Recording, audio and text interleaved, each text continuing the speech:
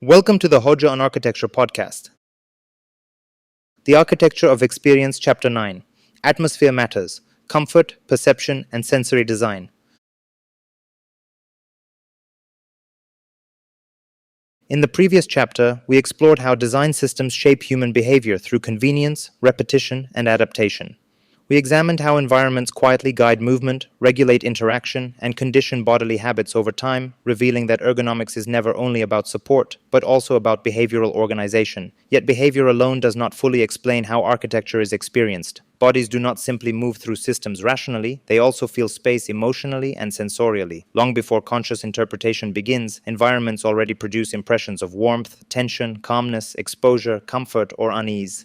In this chapter, we will examine how atmosphere emerges through sensory perception and how architecture shapes emotional experience through light, sound, materiality, temperature, and spatial ambience. Atmosphere is one of the most powerful yet difficult aspects of architecture to define. Unlike dimensions, circulation, or ergonomic standards, it cannot easily be reduced to measurable categories. A room may technically function perfectly while still feeling uncomfortable or emotionally empty. Another may contain imperfections and irregularities, yet still produce a strong sense of calm or belonging.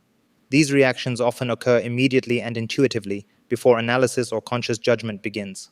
The body senses atmosphere before the mind fully explains it. This immediacy reveals that architectural experience is deeply sensory. Light conditions influence emotional perception continuously throughout the day.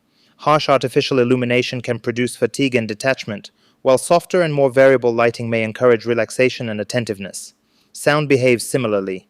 Reverberation, silence, echo, and background noise all shape how environments feel psychologically, often without attracting explicit attention. Temperature, air movement, texture, smell, and material tactility further contribute to the overall atmosphere of space. Architecture, therefore, operates not only visually, but also through the simultaneous coordination of multiple sensory conditions. Importantly, these sensory conditions rarely function independently.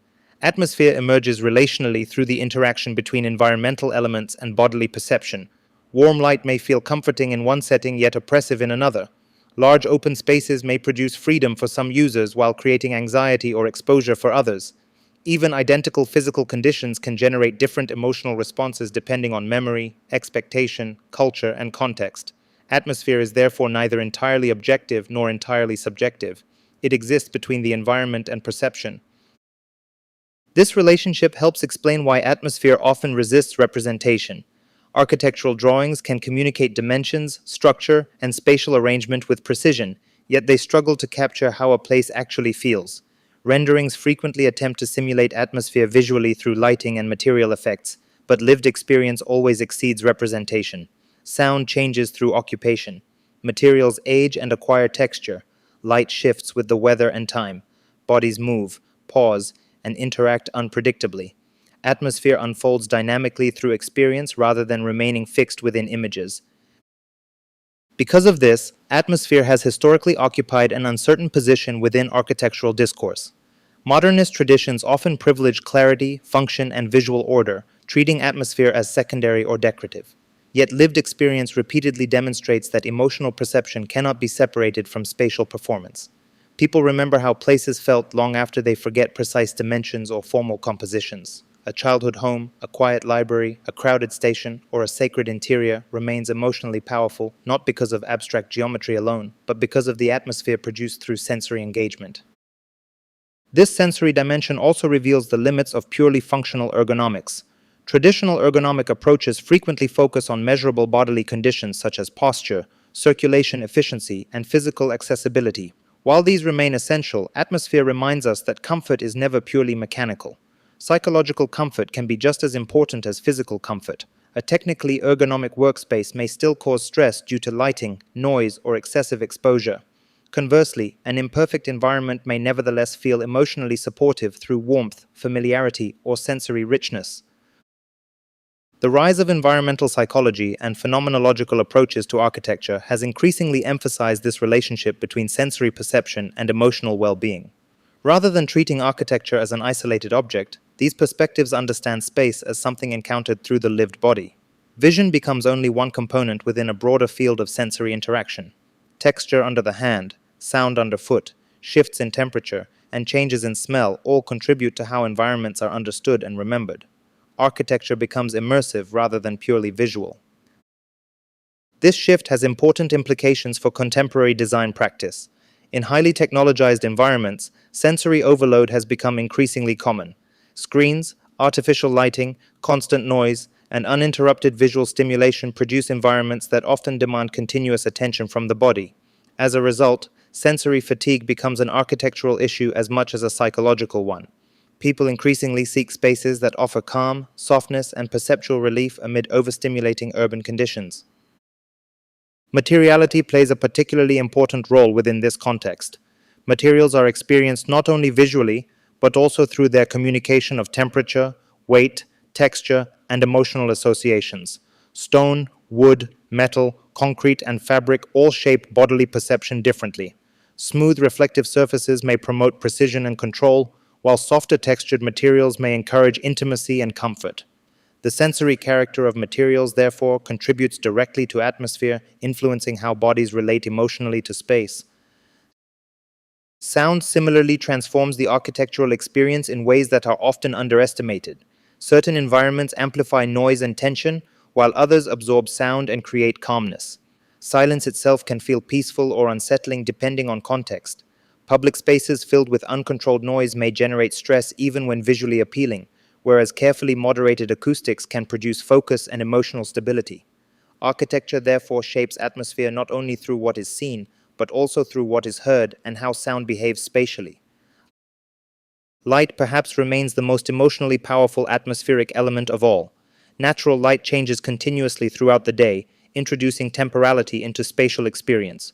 Morning light, afternoon light, shadows, reflections, and seasonal variation all subtly yet persistently alter emotional perception. Architecture that engages light dynamically often feels more alive because it changes alongside time itself. In contrast, spaces dominated entirely by uniform artificial lighting can feel detached from bodily rhythms and environmental awareness. Importantly, atmosphere also shapes social behavior.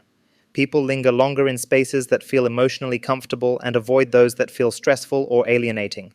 Restaurants, cafes, hotels, retail environments, and workplaces all use atmospheric design strategically to influence duration, consumption, interaction, and mood.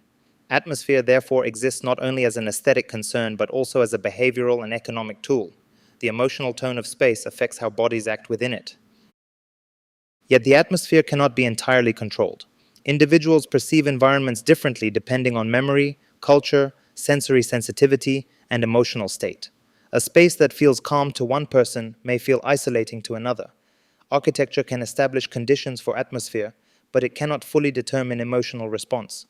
This uncertainty once again reveals the limits of total design control and reinforces the idea that spatial experience emerges through interaction rather than prescription.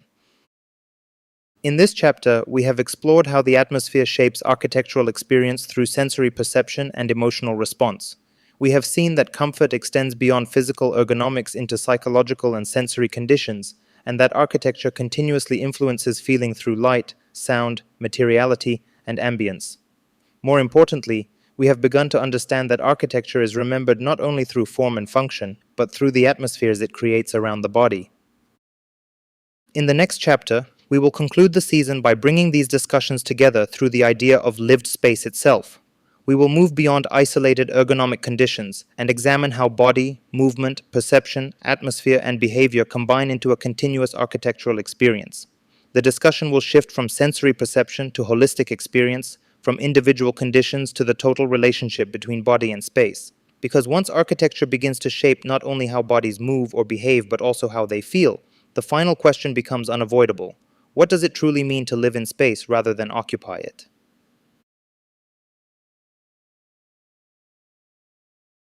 This concludes Chapter 9 of the Architecture of Experience: Atmosphere Matters, Comfort, Perception, and Sensory Design. Thanks for listening. See you in the next episode.